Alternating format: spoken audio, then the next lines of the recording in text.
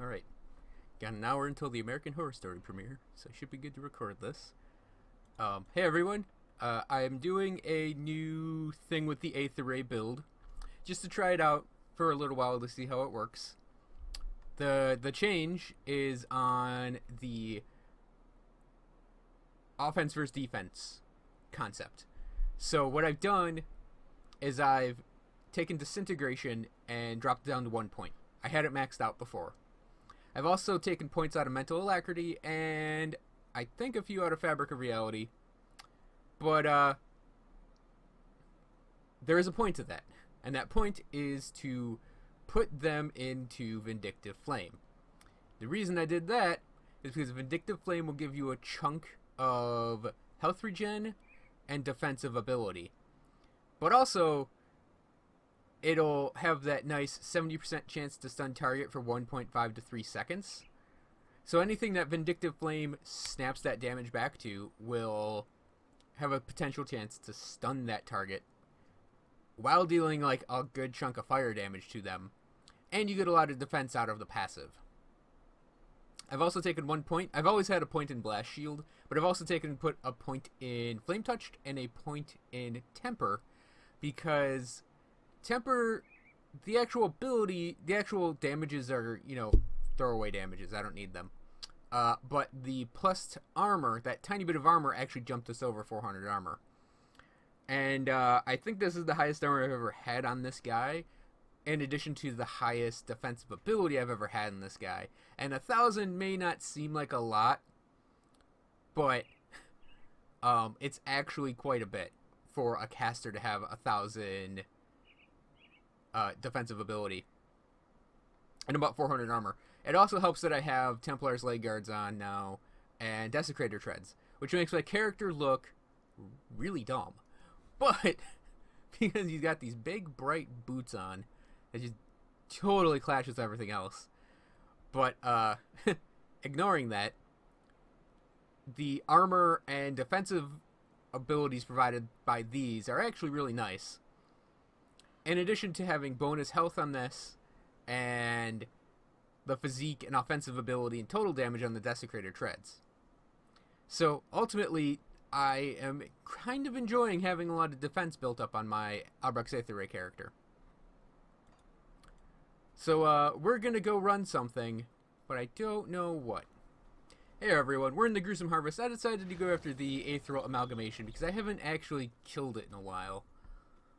So we're just going to run up and we're going to kill it.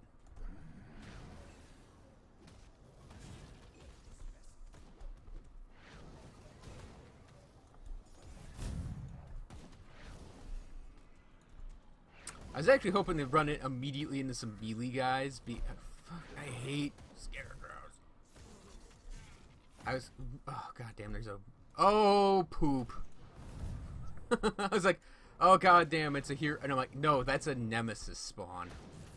Okay, so we definitely have to kill this. Stunned. We definitely have to kill this guy. Stunned. We definitely have to kill this chick first. Stunned. You haven't seen me yet. Okay, so this is not the test I actually wanted to do with this. I kind of wanted to just run into guys that would hit me, just to show that the defenses on this character aren't actually that bad. But let's run it through some. God damn it.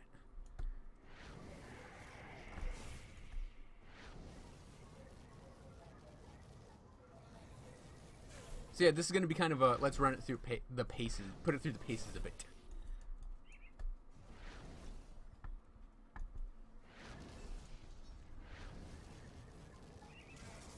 Now, Valdarin, I don't actually consider that difficult of an enemy to deal with.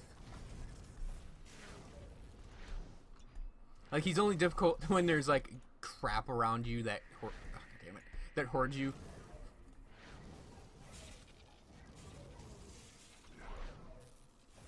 Probably keep him at range though.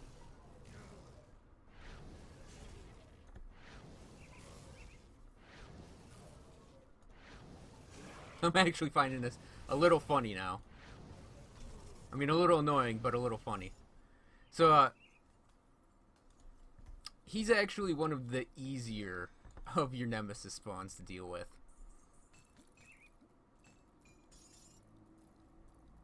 Okay. Okay. So, what I was going to say was, I'm kind of hoping I run into just some normal melee guys. Because, all these abilities, like, they provide a lot of mitigation for this character. I'm not going to stun them really yet. I'm just going to try to kill them. And I'm going to avoid using my Mirror of Arachtes.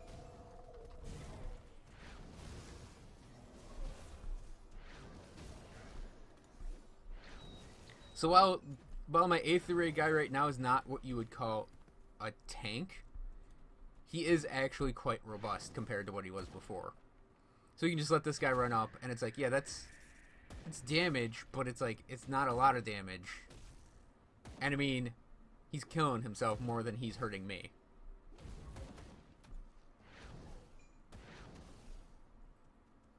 Now ranged attacks, here we'll, there's a ranged guy in here. Ranged attacks with, there is not. With Vindictive Flame, you need to actually be in melee range for them to kick back.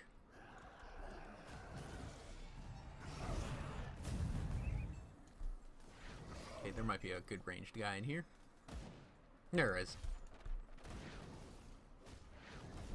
So yeah, these two, if we come right next to them, then you'll start to see our little, our procs for Vindictive Flame. Actually hit. There we go. And he got stunned, and now he's gone. So we actually did more in this video than I thought we'd be doing.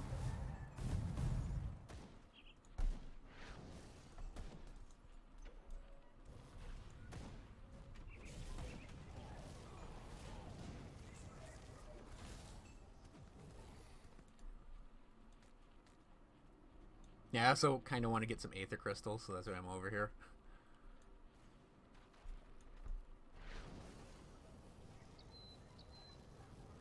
I mean, the Aetherial Amalgamation for us is like, I think we know who the real Aetherial Power is. Aetherial Power, should I say? I think we all know who the real Aether Power is in these parts.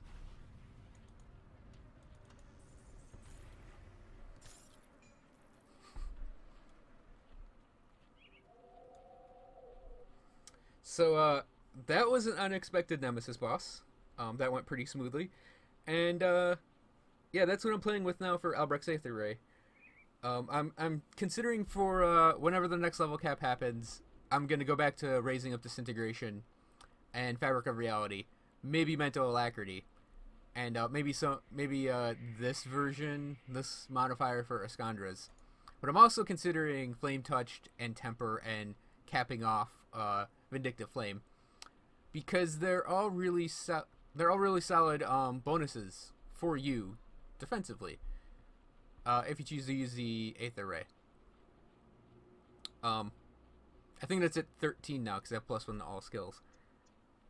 So it's yeah, it's a very solid concept to make your sorcerer more tanky, and it works because of the defensive ability there, that tiny bit of armor. And, you know, the physique you get off of being a demolitionist. On top of course, Myvan Sphere Protection. So, thanks for watching, everyone. I hope you enjoyed this video, and I'll see you guys next time.